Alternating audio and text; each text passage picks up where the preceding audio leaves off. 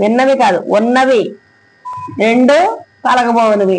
ఏవైతే చూచామో, ఏవైతే ఉన్నవో, ఏవైతే జరగబోతున్నవో వాటిని గురించి అనేటువంటి సంగతులు మనం చూస్తా ఉన్నాం.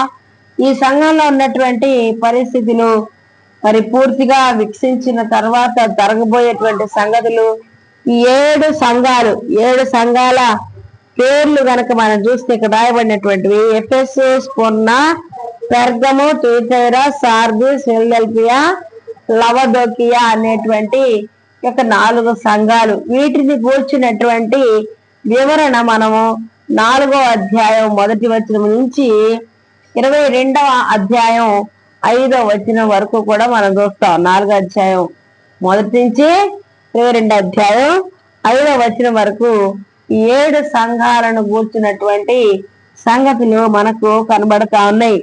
1:20లో గనక మనం చూస్తే రాయబడినటువంటి మాట మీ సంఘాల కోసం, దీపస్తంభాల కోసం రాయబడుతుంది కదా. ఏంటంటే రహస్య సత్యం అనేటువంటిది బయలుపరచబడతా ఉంది. దేవుడు వెల్లడించినటువంటి సత్యం, ఆయన వెల్లడించినటువంటి పక్షంలో మనుషులు ఏ విధమైనటువంటి సత్యాన్ని కూడా తెలుసుకోలేరు. ఏదైనా కూడా దేవుడే బయలుపరచాలనేది స్పష్టంగా తెలియచేయబడతా ఉంది. ఇక్కడ 7 సంఘాలు అనేటువంటి మాట మనం 20వ వచనంలో మనం చూస్తాం. 7 సువర్ణ దీపస్తంభముల సంగతి, 7 నక్షత్రముల గూర్చిన సంగతి, తర్వాత 7 సంఘములు అనేటువంటి మాట చూస్తున్నాం. 7 సంఘాలు అనేటువంటి 4వ వచనం మరియు 11వ వచనంలో కూడా మనకి కనిపిస్తా ఉన్నాయి కదా. ఈ సంఘ చరిత్రలో యోహాను గారు ఆయన యొక్క కాలంలో ఉన్నటువంటి సంఘాలు ఇవి. ఎప్పుడువి ఇవి? ఈ 7 సంఘాలు, స్వర్ణ, ఫిలదెల్ఫియా, ఇవన్నీ ఏంటంట, ఇవన్నీ యోహాను గారు ఉన్నటువంటి ఆ యొక్క సమయంలో ఉన్నటువంటి సంఘాలు. ఈ 7 సంఘాలు కూడా వీటి గురించి ఈ యొక్క సంఘాలలో ఏ పరిస్థితులు కనిపిస్తా ఉన్నాయి, దేవుని యొక్క మాట చొప్పున నడుచుకునేటువంటి సంఘాలు ఇవి, మాట విననటువంటి సంఘాలు అనేటువంటిది తెలియచేయబడతా ఉంది. 2-3 అధ్యాయాల్లో ఉన్నటువంటి సందేశాలు, వాటి యొక్క అవసరాలు, అలాగే అయితే కనుక వేరే విధంగా ఈ యొక్క సంఘాలను కూడా మనం చూడొచ్చు అనేటువంటి సంఘం విస్తపరచబడతా ఉంది. అది ఈ కాలంలో క్రీస్తుకు చెందినటువంటి అన్ని సంఘాలకు, ఈ యుగంలో ఉన్నటువంటి అలాంటి అన్ని సంఘాలకు కూడా ఇవి తెలియపరచబడతా ఉన్నాయి. అంటే కేవలము ఆ 7 సంఘాలకి మాత్రమే కాదు, కానీ ఉన్నటువంటి సంఘాలు, ఈ 7 సంఘాలలో ఉన్నటువంటి పరిస్థితులు కానవలసినటువంటి సంగతి తెలియపరచబడతా ఉంది. ఇక 7 అనేటువంటి అంకె అర్థవంతమైనటువంటిది. ఈ 7 అనేటువంటిది మనకు సంపూర్ణమైనటువంటిది. మీరు అనుకోవచ్చు 7 తర్వాత అంకెలు ఉన్నాయి కదా, 7 తర్వాత 8 ఉంది, తర్వాత 9 ఉంది. ఏం చెప్తారంటే 7 1 నుంచి 9 అంకెల వరకు కూడా క్రైస్తవులు కనుక్కున్నారట, 0 భారతీయులు కనుక్కున్నారట. 0 భారతీయులు కనుక్కున్నారు. అందుకే ఆ తర్వాత మీరు చూస్తే 0 నుంచి 9 వరకు కూడా మరలా అవే రిపీట్ అవుతాయి. మీరు ఎంత పెద్ద అంకె వేసుకున్నా 0 నుంచి 9 వరకు వేయగలరు, కానీ ఆ తర్వాత ఉందా? 0, 9 తర్వాత 10 వేయాలన్నా 1 0, 20 వేయాలంటే 2 0, 1000 వేయాలంటే 1 3 0. ఇవే రిపీట్ అవుతా ఉంటాయి 0 నుంచి 9 వరకు. 7 అనేటువంటిది పరిపూర్ణమైనటువంటి, అందుకే 7 సంఘాలు, 7 నక్షత్రాలు చేతబట్టుకున్నటువంటి వాడు, 7 సంఘపు దూతలు, ఇలాంటివి 7 7 7 అనేవి చెప్పబడతా ఉన్నాయి. క్షమించాలి. అయితే ఈ యొక్క 7 ఆత్మలు ఒకే ఒక పరిశుద్ధాత్మనికి సాదృశ్యంగా ఉన్నాయి. ఏ సంఘమైనా కూడా ఆ సంఘాన్ని ఎవరు నడిపించాలి? పరిశుద్ధాత్ముడు మాత్రమే నడిపించాలి. ఈ యొక్క దూతలు అని చెప్పబడతా ఉంది కదా, ఆ 7 నక్షత్రములు 7 సంఘములకు దూతలు. ఈ 7 సంఘాలకి ఉన్నటువంటి ఆ యొక్క దూతలు ఏంటి అంటే, ఆ దూతలు సంఘ కాపరులు, సంఘాన్ని పరిపాలిస్తున్నటువంటి వారు, సంఘాన్ని నడిపిస్తున్నటువంటి వారు. నాయకుడు ఎప్పుడు? యేసుక్రీస్తు ప్రభు వారే సంఘాలకి నాయకుడు. సంఘము ఆయనది. అందుకే మనం ఈ వచ్చిన రాయించాం, తన స్వరక్తం ఇచ్చి సంపాదించుకున్న తన సంఘం అంట నాకు ఇష్టం లేక ఆయన సంఘం అని రాయించారు. ఆయన సంఘము, హల్లెలూయా, ఆయనది సంఘం. కానీ అనేక చోట్ల తన యొక్క ప్రతినిధులను పెట్టుకుని దేవుడు పని జరిగించుకుంటూ ఉన్నారు. అందుని బట్టి దేవుణ్ణి స్తుతించబద్దులమై ఉన్నాం. క్రీస్తు 7 నక్షత్రాలు చేత పట్టుకుని ఆ 7 దీపస్తంభాల మధ్య నిలబడటం అన్నది కూడా వీళ్ళు సూచిస్తుందని చెప్తున్నాడు. ఈ 7 సంఘపు దూతలకి తెలియపరుస్తూ, ఇదిగో ఈ సంఘంలో ఈ విధంగా ఉన్నారని. క్రీస్తు సంరక్షణ అన్నటువంటివి అక్షరాల 7 సంఘాలు. ఈ 7 సంఘాలు కూడా యేసుక్రీస్తు ప్రభువారి యొక్క సంరక్షణలోనే ఉన్నాయి.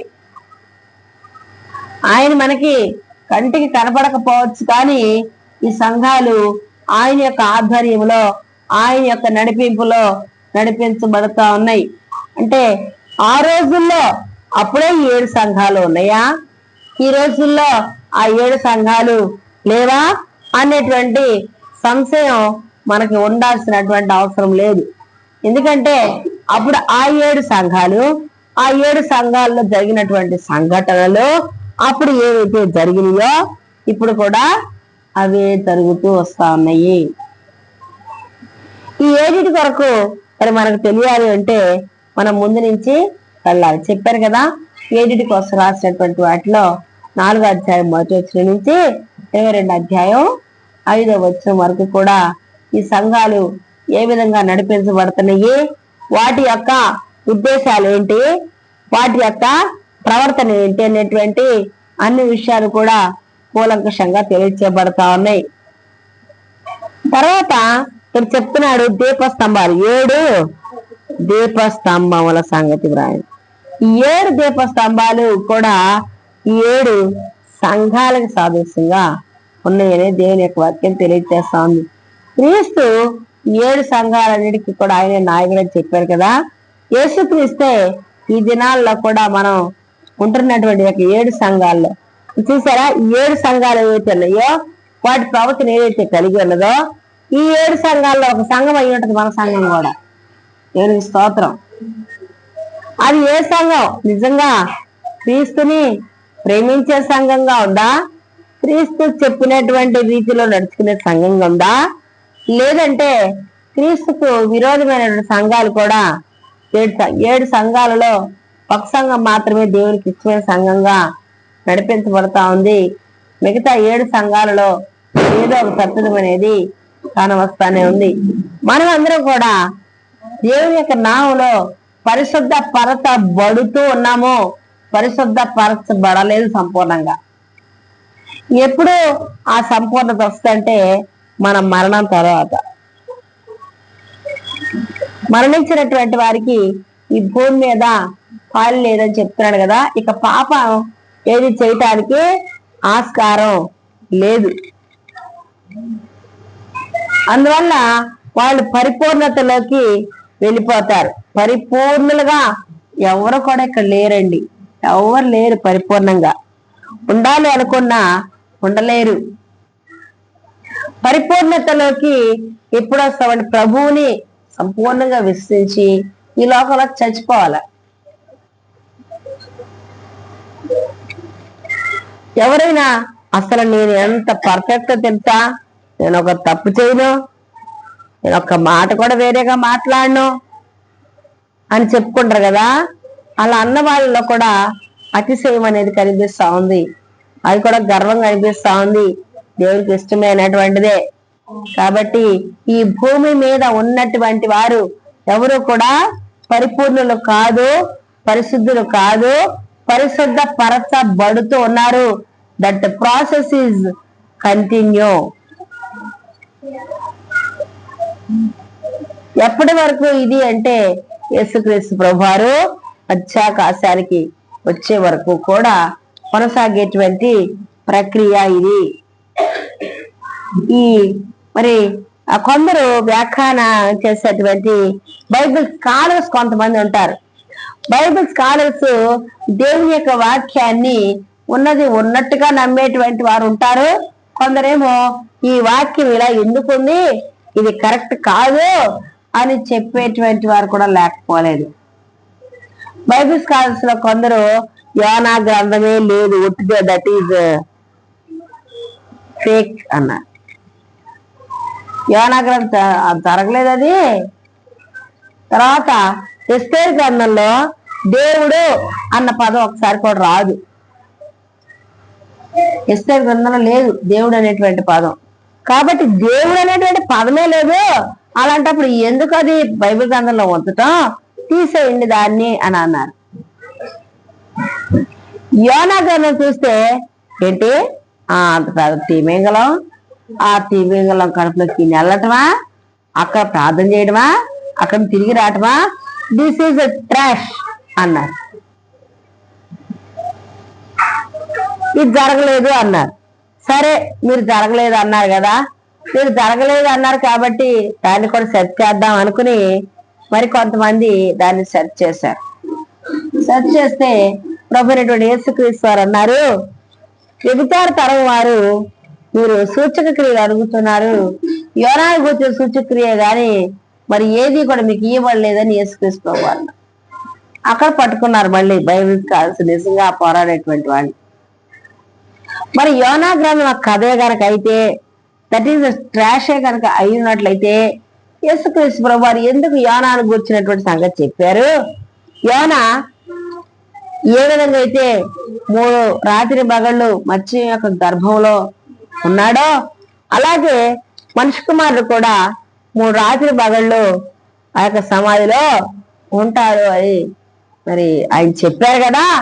ఆయన సృష్టికర్త కదా, ఆయన చెప్పిన మాట నిరర్ధకమా అని మళ్ళీ ప్రశ్నించి మళ్ళీ సర్లే అని ఊరుకుండిపోయారు.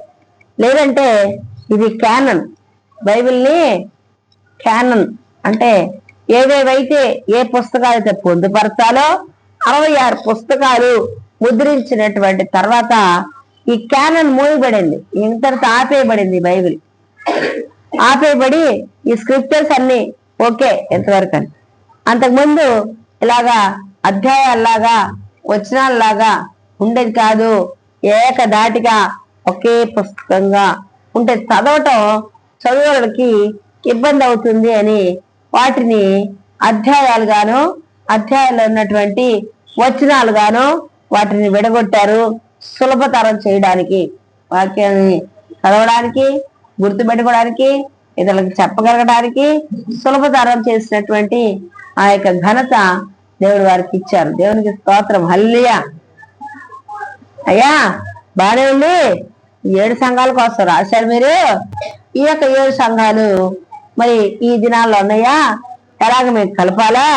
ఆ 7 సంఘాలు కూడా అక్కడికి పరిమితం అన్నటువంటి ఈ లోకంలో కంటికి కనిపించేటువంటి మొత్తం సంఘం మొట్టమొదటి నుంచి కూడా చివరి వరకు ఎలా ఉంటుందో చూపడానికి వాటి గురించినటువంటి రాసి ఉన్న విషయాలు భౌతిక వాక్యలని వారి అభిప్రాయం. అంటే నిజానికి సంఘాలు ఇప్పుడు లేవు, తర్వాత ఫ్యూచర్ లో ఏమో చూద్దాంలే అన్నట్టుగా ఉన్నాయి రాసిన. అంటే వారి యొక్క దృష్టిలో సంఘం ఒకదాని తర్వాత ఒకటి 7 దశల్లో మారిపోవాలని. అంటే కొంతకాలం ఏమో స్ఫురణ సంఘం నడుస్తుంది, తర్వాత లవదోకియ, ఆ తర్వాత స్ఫురణ, తర్వాత పెర్గము, తుయతైర, ఇలాగా ఒక్కొక్కసారిగా సంఘం ఒక్కొక్క మార్పులతో వెళ్తూ ఉంటది అనేటువంటి అభిప్రాయాన్ని వాళ్ళు వెలుగుచ్చారు. కానీ అది కాదండి దేవుడు ఏర్పాటు చేసింది. దేవుడు తెలియజేసేది ఏంటంటే 7 సంఘాల యొక్క లక్షణాలు ఇంకా మనం తెలుసుకోలేదు కదా. వాటి యొక్క లక్షణాలు 4వ అధ్యాయం నుంచి మనం తెలుసుకుంటాం. ఏ సంఘం ఏ విధంగా ఉంది, దేవుడు అంటే యేసుక్రీస్తు ప్రభువారు ఏమేమి హెచ్చరికలు ఈ యొక్క సంఘాలకు చేశారనేటువంటి సంగతి మనకి విశుద్ధపరచబడుతుంది. అప్పటి వరకు మనం వేచి నిదానంగా ధ్యానిస్తా ఉన్నాం. ఎందుకంటే ఉన్నటువంటి వాక్యాన్ని క్షుణ్ణంగా నేర్చుకోవాలనే సదుద్దేశంతో ఇవన్నీ కూడా భవిష్యత్ వాకులు అని చెప్తా ఉన్నారు. ఇవి 7 దశల్లో కూడా సాగిపోతాయి. అంటే మొదట ఒక సంఘంగా ఉంటది, తర్వాత 2వ సంఘం మారుతుంది, తర్వాత 3వ సంఘం అవుతుంది, తర్వాత 4వ సంఘం అవుద్ది, తర్వాత 5వ సంఘం అవుద్ది, 6వ సంఘం, 7వ సంఘం వచ్చేసరికి ఇక సంఘం ఉండదని చెప్పేటువంటి వారు కూడా వెళ్ళిపోయారు. కానీ అబద్ధాలు అనేకంగా ఉంటాయి కదా. సజీవ్ కుమారి ఎక్కడుంది? మనోరమ థియేటర్ వెనకాల అచ్చంపేటలో ఇమ్మానియల్ చర్చిలో వాక్యం చెప్తున్నారు సజీవ్ కుమార్ గారు అని. ఇంకెవరైనా చెప్తారు సజీవ్ కుమార్ గారు అక్కడ కనపడదు, ఇక్కడ నమ్ముతారా? 100 చెప్పచ్చు అబద్ధాలు, నేను చెప్పచ్చు అబద్ధాలు, అవన్నీ అబద్ధాలే. సత్యము ఒకే ఒక్కటి. అలాగే మన దేవుడు సత్యదేవుడు, నిత్యదేవుడు. ఆయన ఏకైక దేవుడు. ఇక దేవుళ్ళు అనేటువంటి వారు లేనే లేరు. అయితే ఆ 7 సంఘాలను సూచించేందుకు ప్రభువు ఎఫెసు సంఘంతో ఆరంభించి లవదోకియా సంఘంతో ఆయన ముగించినట్లుగా మనకు దేవుని యొక్క వాక్యంలో చూస్తాం. ఈ యొక్క మొదటి కాలంలో మొత్తానికి సంఘం అంతా ఎఫెసు సంఘంలా ఉందా? చివరి కాలంలో మొత్తానికి సంఘం అంతా లవదోకియా సంఘంగా ఉందా? ఎలా ఉంటుంది అనేటువంటిది మనం చూసుకోవాలి. మొట్టమొదటి చెప్పినటువంటి ఇక సంఘ పేరు చూస్తా ఉన్నాం కదా. మరి సంఘం ఎఫెసు సంఘం. ఆయన ఎఫెసు సంఘంతో ప్రారంభించి లవదోకియా సంఘంతో యేసుక్రీస్తు ప్రభువారు ముగించినట్లుగా మనం చూస్తాం. మన సంఘం ఏ సంఘంగా ఉందని తరచు చూసుకోవాల్సినటువంటి ఆవశ్యకత ఖచ్చితంగా ఉంది. ఈ 7 సంఘాలకు ఇలాంటి అర్థం ఉందా అంటే ఉండొచ్చు. అది సాదృశ్యం అని కూడా చెప్పేటువంటి ఛాన్సెస్ ఉన్నాయని చెప్తున్నాడు. సంఘ చరిత్ర తర్వాత 2 అధ్యాయాల్లో 7 సంఘాల గురించి రాసి ఉన్న విషయాలకు మనం కొంతవరకు పొందుకుంటుంది అనేటువంటి సంగతిని మనం చూస్తామనేది తెలియచేయబడతా ఉంది. అయితే అది ఎలా ఉన్నా ముఖ్యంగా మనం గమనించాల్సినటువంటిది సంగతి ఏంటని చూసినట్లయితే 7 సంఘాలకు యేసు రాయించి పంపినటువంటి లేఖలు వ్యక్తిగతంగా మనతో ఇప్పుడున్న సంఘాలతో ఏమేమి చెప్తున్నామో అవే సంఘటనలు ఉన్నాయని చెప్తున్నారు. ఈ 7 సంఘాలు అంటే మనం ఏం చేయాలి? ఈ 7 సంఘాలలో ఉన్నటువంటి వాటి యొక్క గుణ లక్షణాలు ఏమై ఉన్నవి అని మనం స్పష్టంగా తెలుసుకోవాలి. అందు నిమిత్తం మీరేం చేయాలంటే ఈ రోజు నుంచి బాగా ప్రకటన గ్రంథం చదవాలి. ప్రకటన గ్రంథం చదవాలి. ఈ 7 సంఘాలతో దేవుడు ఏం మాట్లాడుతున్నాడు అని అర్థం చేసుకోగలగాలి. ప్రార్థన చేసుకోవాలి, అయ్యా నాతో మాట్లాడు. ఈ 7 సంఘాలలో నిజంగా నేను వెళ్తున్న సంఘం ఏ విధంగా లక్షణాలు తెలిసిపోతాయి. మీకు లక్షణాలు తెలుస్తాయి ఏ సంఘంతో మనం ఉన్నాము అనేటువంటిది. కాబట్టి ఏ ఒక్కరు కూడా బైబిల్ గ్రంథాన్ని నిర్లక్ష్యం చెయ్యొద్దు. 7 నక్షత్రాల కోసం మనం తెలుసుకున్నాం. 7 దీప స్తంభాల కోసం కలగబోయినటువంటి 7 దీప స్తంభాలు, 7 సంఘాలు. 7 సంఘాలు ఇవే: ఎఫెసు సంఘం, స్ఫుర్ణ, సార్దీస్, ఫిలదెల్ఫియా, లవదోకియా. ఇవి 7 సంఘాలు. ఈ 7 సంఘాలు కూర్చున్నటువంటి సంఘం తెలుసుకుని మన సంఘం ఏమై ఉన్నదో అని తెలుసుకుని ఒకవేళ ఇంకనూ దేవుడు ఏదైనా బాధపడుతున్నాడేమో మన సంఘం పట్ల ఉండదు కదా హెచ్చరిక. మనం ఇంకా పరిశుద్ధాత్మని దుఃఖ పెట్టేటువంటి పరిస్థితిలో ఉన్నామేమో మనము, అది కూడా యోచన చెయ్యాలి. మార్చుకోవడానికి ఇష్టపడాలి. యేసుక్రీస్తు ప్రభు వారికి నచ్చినటువంటి సంఘం ఇందులో ఒకే ఒక్కటి. అది ఏంటి అనేది కూడా నేను తర్వాత తెలియచేస్తాను. 7 సంఘాల గురించి వివరణ తెలియడం కోసం నేను బోధించేటప్పుడు సులువుగా అర్థం చేసుకునేటువంటి రీతిలో ఉండాలి అని అంటే మీరు బైబిల్ గ్రంథాలని ప్రకటన గ్రంథం చదవాలి. ప్రకటన గ్రంథం చదివితే ఏమండి శాపాలు అవే రావండి. ప్రకటన గ్రంథం చదివితే దీవెనలు వస్తాయి, ఆశీర్వాదాలు వస్తాయి. ఎవరైనా చదివి నీకు వినిపించినా ఆశీర్వాదం వస్తుంది. కాబట్టి అలాంటి ఆశీర్వాదపు పుస్తకం ప్రకటన గ్రంథం. కాబట్టి నిర్లక్ష్యం చేయొద్దు, చదువుతూ ఉండండి, ఆసక్తితో ఉండండి. దేవుని యొక్క వాక్యాలు చక్కగా వినండి, హృదయంలో భద్రం చేసుకోండి, వాక్యానుసారంగా జీవించండి.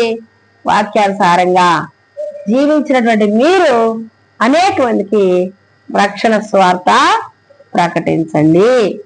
దేవుడి మాటలు దీవించి ఆశీర్వదించుగాక. ఆమెన్. మహాపరిశుద్ధుడ, మహాగరుడ, పరిశుద్ధ పాదాల స్తోత్రాలు. విన్నాడు వాక్యాన్ని బట్టి మీకు హృదయ క్షేత్రంలో నాటండి, ఫలింపు చేయండి. ఇప్పుడు ఏ కుమార్తె అయితే వింటా ఉందో ఆ కుమార్తె హృదయం తెరవండి. నాయన సంపూర్ణ స్వస్థత చేయండి, నెమ్మది తీర్చేయండి. మీ నా మహిమార్థమే వాడబడినట్టుగా మీకు యేసుక్రీస్తు నామం చూడుకుంటున్నాను నా ప్రియ పనుల తండ్రి. ఆమెన్.